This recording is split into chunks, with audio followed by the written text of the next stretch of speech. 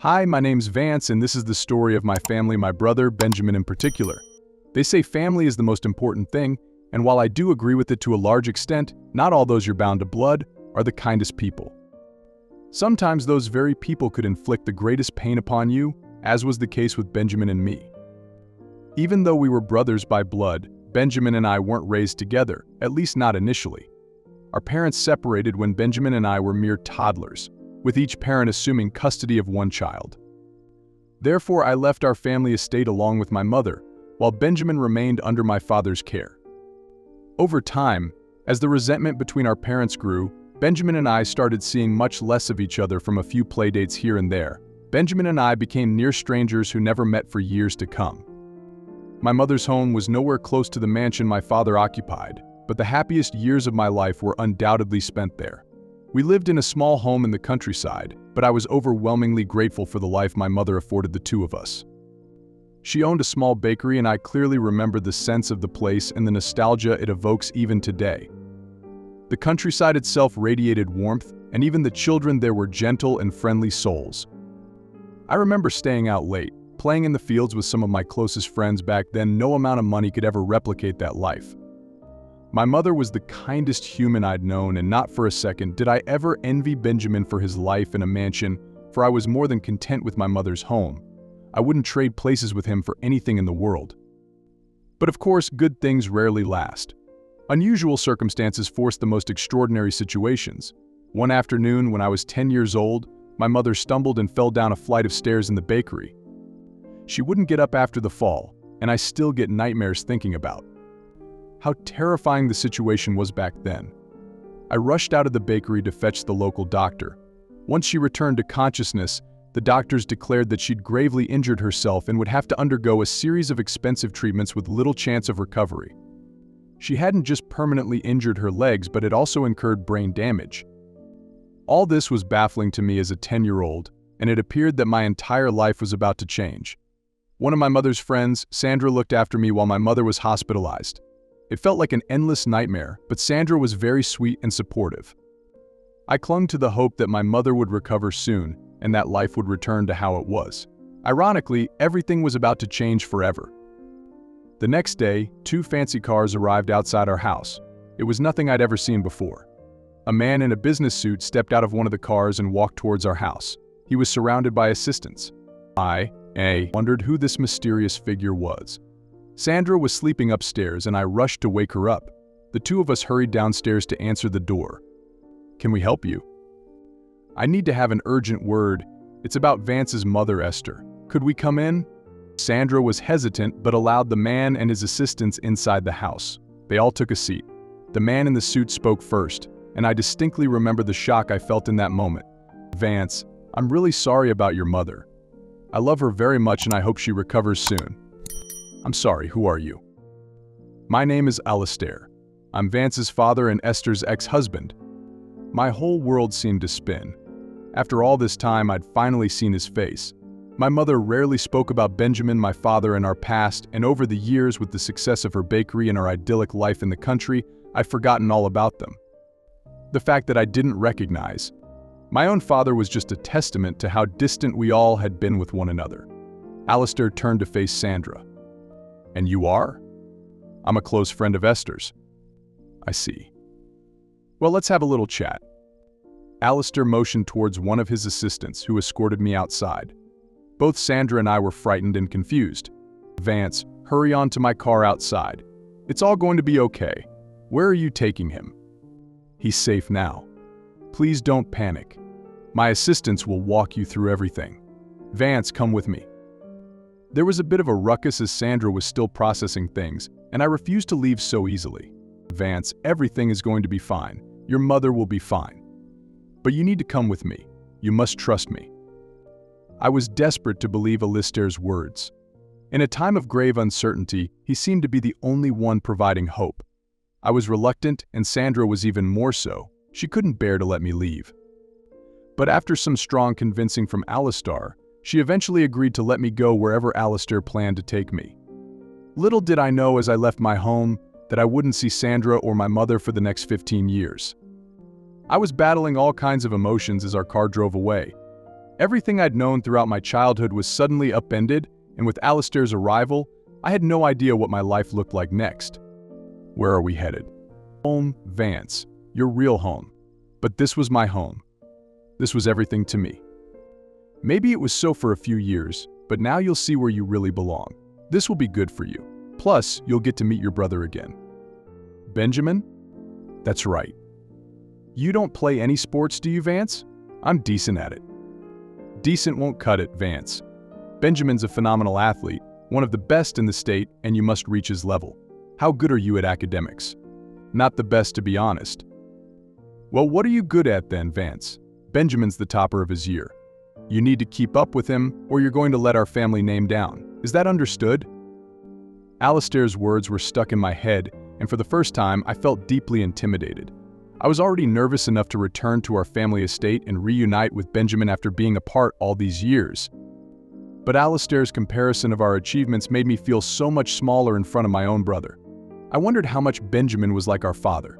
I hoped that besides all his endless accomplishments, as listed by Alistair, Benjamin was still humble and kind at heart. Unfortunately, I couldn't have been more wrong. We arrived at the family mansion a few hours later, and it was unbelievable.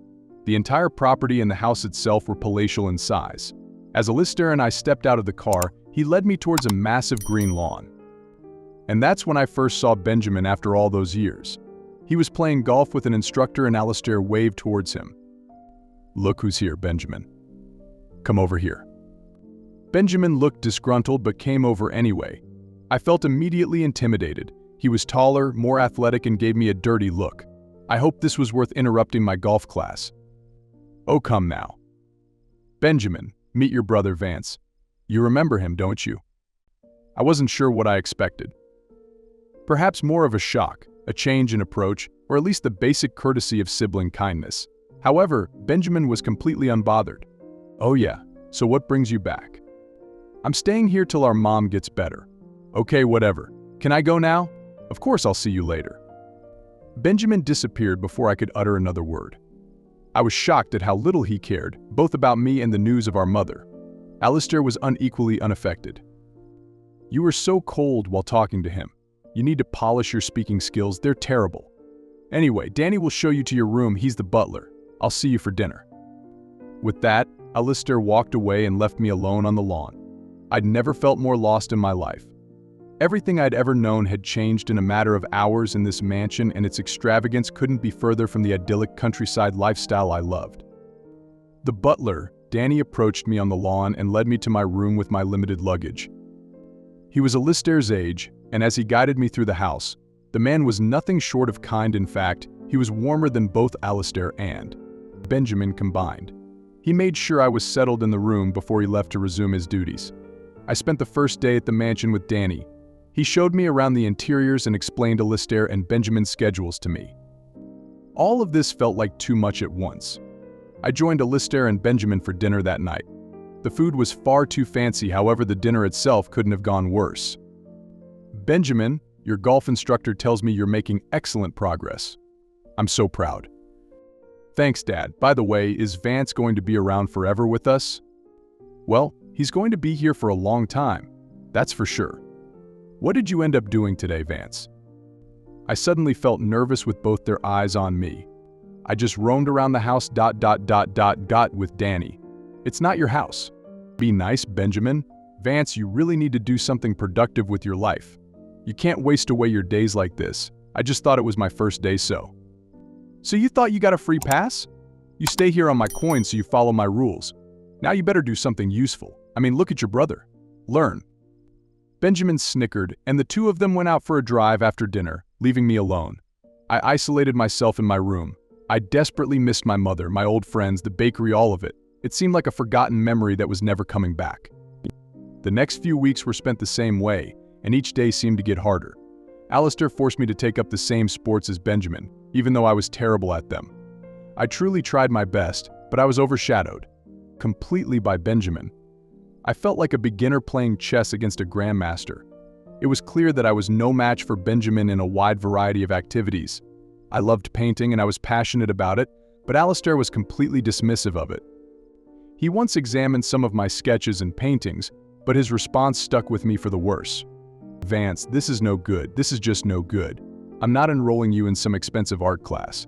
At least when I enroll Benjamin, he displays talent, a real talent for something, and you lack it. I'm sorry, but you truly lack it."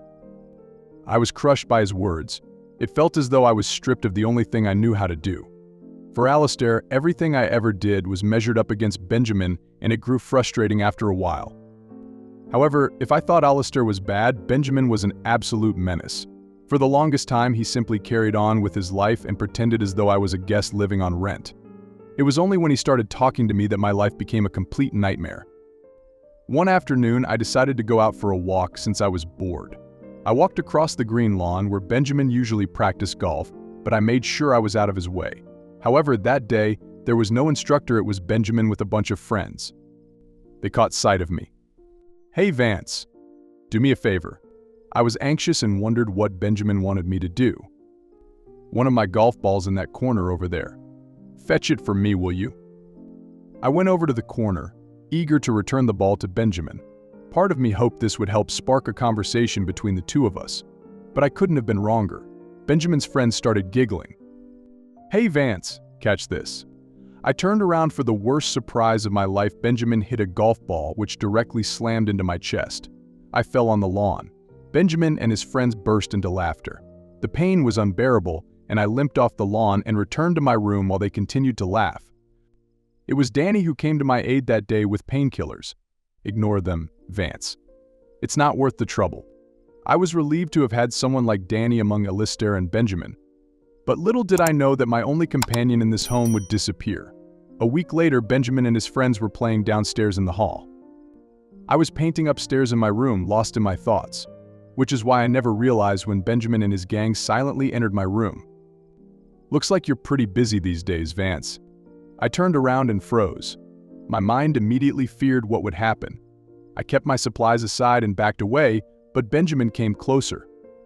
"You think you're too good for us, huh? I never said that." "Your shirt looks nice. A bit too clean, though. Let's fix that."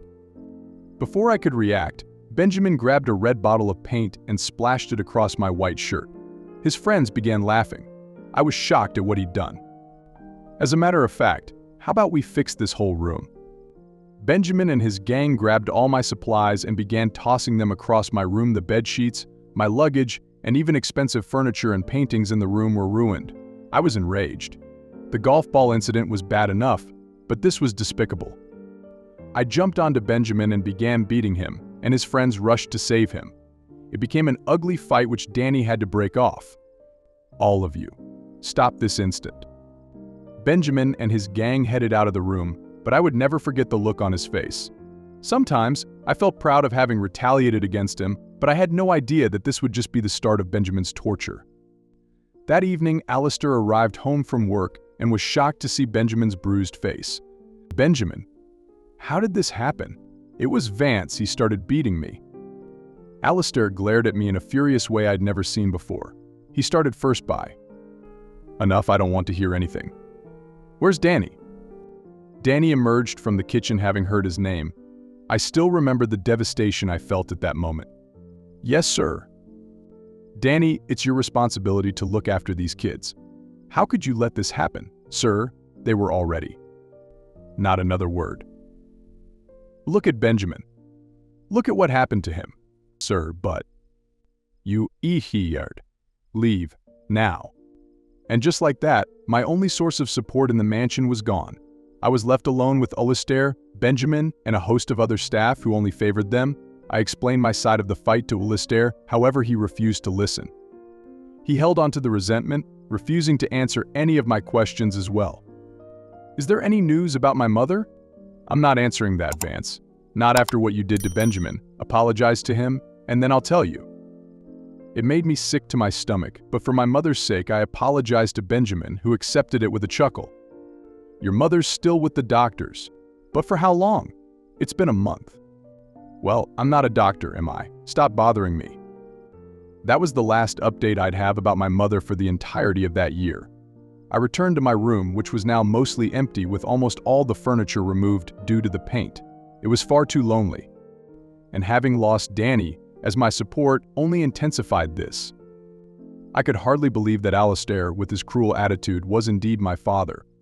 While he was away on business most of the time, Benjamin treated the entire mansion like a personal playground. He'd practice sports dedicatedly, and I admired that. But his bullying nature, coupled with Alistair's constant pressure to become like Benjamin, was overwhelming. I couldn't quite understand how to socialize with him. Any attempts to break the ice with Benjamin were only met with bullying and shouting. But one of the most difficult days was yet to come. I was fast asleep one evening when there was a knock on my door. One of the butlers coldly walked in and placed a suit and tie on my bed. "Butler, they've asked you to get ready, sir. We're expecting guests." "What guests?" "Butler, just some family members, that's all." Before I could inquire further, the butler walked out. I freshened up and changed into the suit and tie and wondered what all the fuss was about. However, as I stepped out of the room, I was absolutely unprepared for the sight I'd see. The entire mansion was full of decorations, lights, and people. There was a massive banner that said, "Congratulations, Benjamin." I was quite curious as to what was going on. I went downstairs, but the crowd seemed to pass me the dirtiest looks, with everyone judging who I was. I eventually found Alistair. "Vance, you're finally here. Come, let me introduce you to everyone." Alistair walked me around the hall, introducing me to Benjamin's professors, his friends, and members of our family. "This is Esther's son." It was disappointing that he'd say that to everyone, never once mentioning that I was indeed his son as well. I tried my best to stay optimistic, but the cold stares from the guests were just demotivating.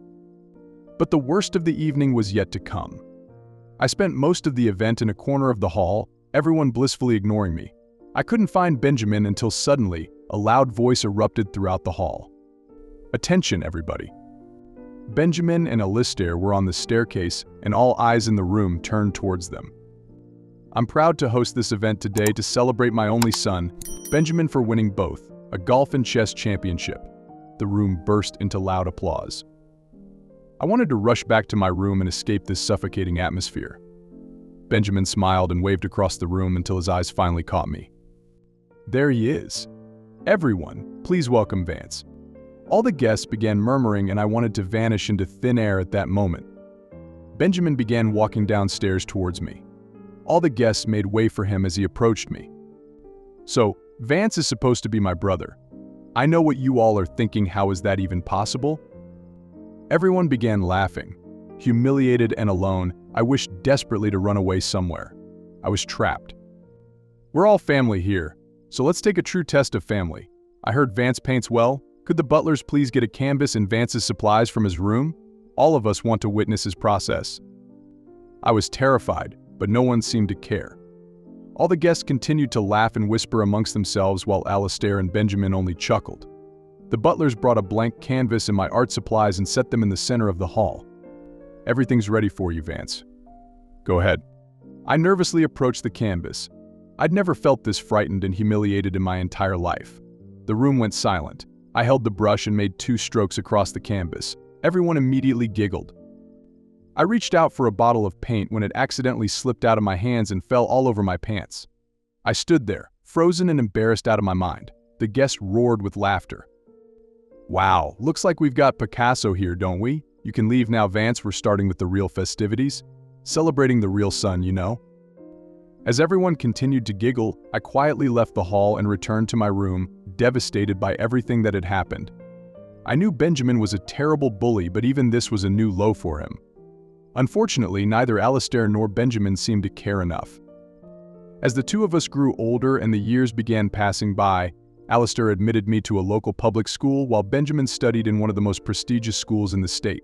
When I protested this inequality, Alistair simply said, "Benjamin's an academic topper and a sports champion. You need to work twice as hard to reach where he is. You haven't shown me enough talent to enroll you in a prestige school, so public school's only right for you." This attitude was unfortunately not restricted to Alistair. Almost every person I encountered sang praises for Benjamin and placed him on a pedestal. It felt unsettling when everyone around you endlessly praised the same person who bullies you. As much as I tried and wanted it to happen, no sibling bond existed between the two of us. Each time I'd ask Alistair for updates about my mother, he'd simply say that her condition was serious, but she was recovering and not open to guests. I was lonelier than I'd ever been. I hoped that public school would bring some peace of mind by meeting and interacting with new people, but I could have never guessed what would happen. Public school was difficult, to say the least. I was doing quite well in academics and I greatly enjoyed art class. However, I couldn't really make too many friends. Since all the students had known each other a long time and I'd joined the school late into the semester, I was kind of the outcast. It was humiliating to be the outcast both at home and at school, but I suppose I couldn't do much about it. When all hope seemed lost, I finally found someone during art class one day. She'd joined late as well.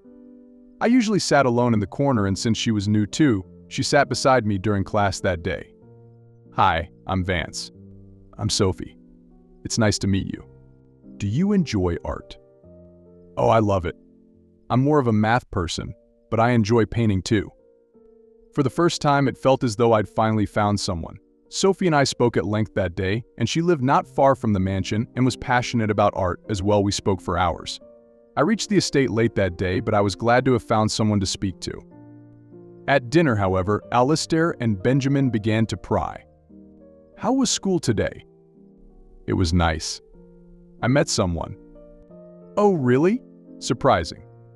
Didn't think someone would be interested in you." "She's really nice and..." "Focus on your studies too, Vance. You're going to school on my dime, don't you forget that." Benjamin snickered and Alistair smiled. It seemed as though they both simply enjoyed passing snide remarks for the heck of it and only indulged in my ridicule. I began enjoying school a lot more, spending hours talking and bonding with Sophie. Within just a month, the two of us became quite close, and each time I happily tried to share about my life, I was only belittled or shut down by Alistair and Benjamin. One afternoon, I was walking Sophie home after school when suddenly a group of boys I'd never seen before blocked our path. Before I could react, they grabbed hold of me and beat me over and over as Sophie screamed for help. They left within a few minutes, but I was in terrible shape. Sophie bandaged me at her house, after which I thanked her and left for home. However, as I was in my bedroom that evening, I received a horrible shock. Benjamin casually walked into my room, smiling for no reason at all. "Those injuries look pretty bad." "It was nothing. I just fell down the stairs." "Looks like you got beaten up. Really bad. And looks like my boys did a good job." My head started to spin as I grappled with his statement. "Wait a minute, what do you mean your boys?" "Hope you liked my surprise." Benjamin walked out of my room and went downstairs where Alistair was. Of course, Alistair never believed me, nor did Benjamin reveal the truth again. "You're mistaken, Vance." Benjamin would say or do no such thing. But he just admitted it. Enough.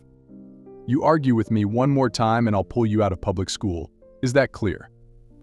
Alistair's warning stayed with me, and I remembered just how frustrated and exhausted I was living with the two of them. Benjamin being such a terrible bully with Alistair enabling his actions, it was simply too much to bear. I couldn't believe that Benjamin got away with something like this. I was just relieved that despite everything, I still had a friend like Sophie in my life, someone who was kind, compassionate, and shared my passion for painting. But of course, nothing good ever lasted with Benjamin in my life. The next morning I arrived at school, but Sophie was nowhere to be found. I was concerned that she may have fallen ill, and I hoped that was all right. Disappointed, I returned home to the biggest shock ever. Out on the lawn, playing golf with Benjamin, was none other than Sophie. I rushed to where the two of them were. Sophie didn't seem particularly happy to see me, and I wondered why. Benjamin only smirked. "Hi, Vance." "Sophie, what are you doing here?" I was worried sick. "Well, when you told me what a good friend she was, I picked her up outside school today, just before she was going in. I thought the two of us could have a chat about you." "What? What'd you speak about?" "That's none of your business, Vance.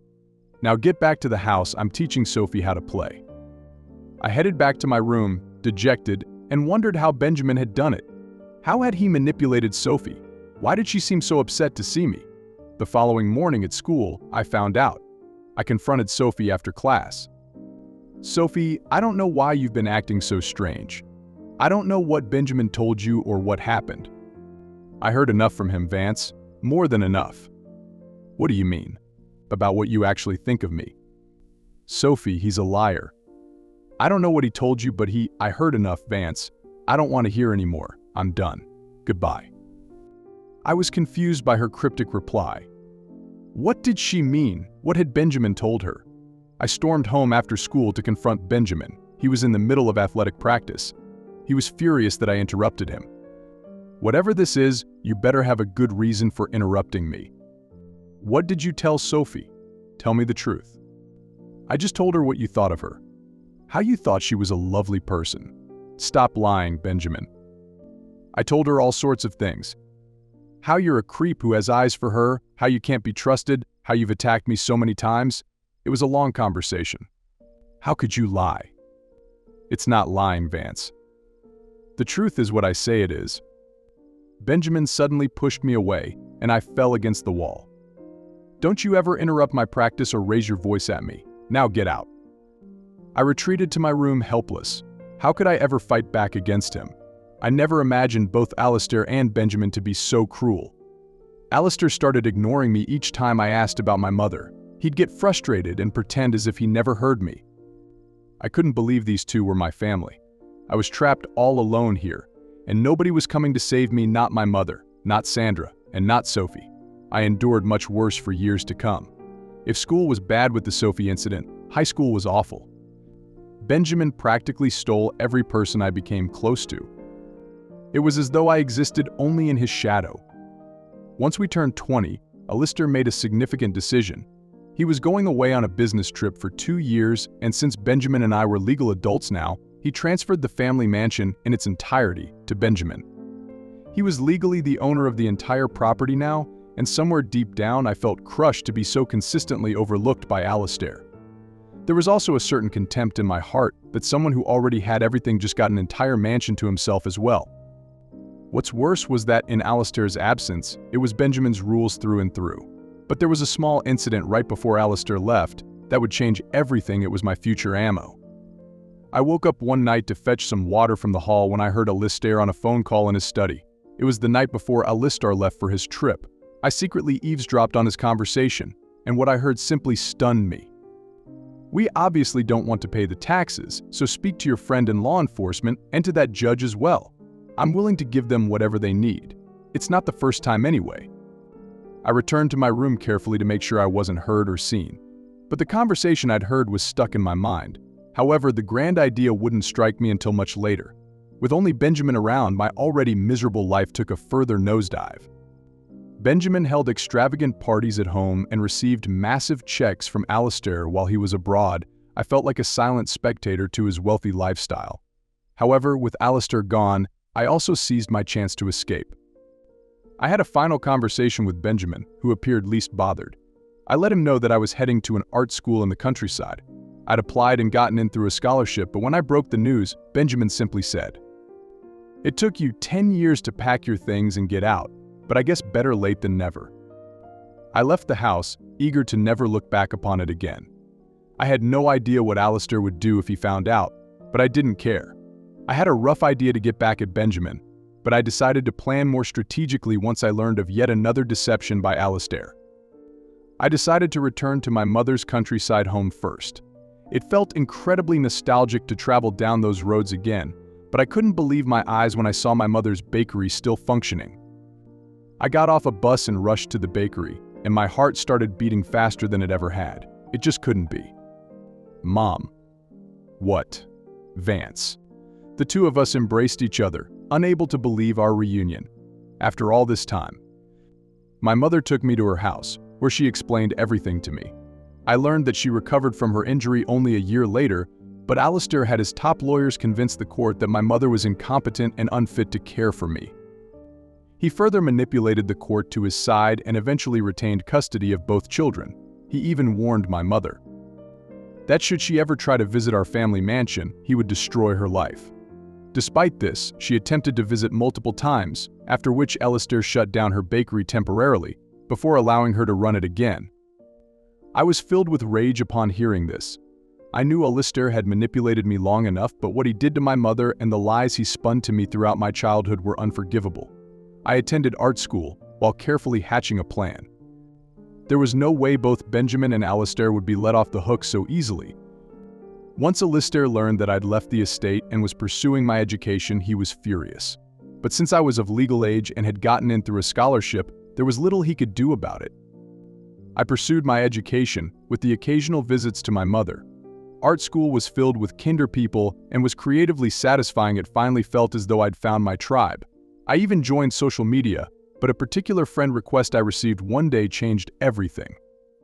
I contacted this mystery person, and we spoke in detail, hatching a plan together and waiting for the perfect time. And the perfect time arrived 2 years later. I was working on a painting for my art school exhibition when I received a call. It was an unknown number. Hello? Hey idiot, it's Benjamin. I was surprised at how he'd managed to get my number and why he bothered to call after all this time. What do you want? I'm hosting a business party at the estate this weekend. That's right, I'm in charge of Dad's business now. And I need you to come, okay? Let's just agree to disagree about the past. All water under the bridge, I hope. Is this some sort of a scheme? Scheme? Are you crazy? I just want to fix things, so come over, okay? I'll see you. I felt strange about the plan I'd hatched, but knowing Benjamin, I certainly couldn't trust him. I was right never to doubt my intuition. I coordinated with the mystery person about our plans and everything was set. I arrived at the party, curious what Benjamin had in mind by inviting me. There was a sea of important people. It was a lavish business party. I saw Alistair in the crowd and was careful to avoid him. There was a massive projector in the hall, presumably something important to be played later. I only smiled to myself, knowing what was coming. As I walked through the crowd, I bumped into a familiar face. Vance, you're finally here. He greeted me with a handshake and a smile, more kindness than I'd ever seen in 10 years of knowing him. Come along, I have a very important task for you. He led me to the kitchen quarters and handed me a tray of food. I was confused. What's this? This is your duty for today. He even tied an apron around my waist. Here you go, so you blend in with the staff. We're very understaffed today, so we need all hands on deck. Enjoy. Happy serving. Benjamin walked away laughing while I stood there, shocked at what he'd done. I don't know why I expected anything different after all these years, but his initial kindness fooled me into believing Benjamin had changed. However, his attitude would only make the upcoming plan even more satisfying. I stepped out of the mansion in frustration and kept the plate aside. Benjamin saw this and furiously ran after me. What do you think you're doing? I asked you to serve the guests. Suddenly, before the two of us could get into an argument, a stunning woman approached us. She walked towards me. I smiled. I still recognized her after all this time. What's the matter? Everything's fine. We're good. Wait, I know you, don't I? You work in our firm's finance department. That's right. I have a congratulatory video prepared for you, sir. It's on the projector. Could I please play it? Benjamin seemed incredibly enthused. Of course, such a beautiful woman like you gets whatever she wants. Lead the way. Benjamin was brimming with excitement while Sophie and I couldn't contain ours. After all, she'd been the mystery person who reached out to me through social media. She wanted to apologize for siding with Benjamin when we were young. Over the years, she landed a position working at Alistair's firm and uncovered plenty of cover-ups and financial frauds. Now, it was time for the real fireworks to begin. There was a small stage arranged near the projector. Benjamin led both Sophie and me towards it. The three of us stood in the center as Benjamin asked everyone to remain silent. Everyone, a very special video is about to be played. He gestured towards Sophie. Please take the stage, she has an announcement to make, folks. Sophie took hold of the mic and her next words sent shockwaves across the room. Thank you for such a warm welcome. Now everyone, let's watch a wonderful video depicting the beauty of this company and all its amazing frauds. The entire hall burst into commotion. Benjamin stared at Sophie, furious. What on earth are you talking about? What frauds? Right on cue, the projector began playing secret recordings of conversations among Benjamin, Alistair, and the CFO. All three of them were openly discussing manipulating company records, destroying evidence of fraud, and a whole list of other felonies. Alistair's face turned pale. He was an utter loss for words. Benjamin's face turned to one of horror.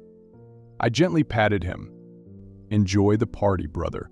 Sophie and I exited the stage and headed out of the mansion, leaving behind the room in chaos and confusion. After 10 years of enduring a miserable life at the hands of Alistair and Benjamin, I'd waited long enough for payback, and I couldn't have been more satisfied.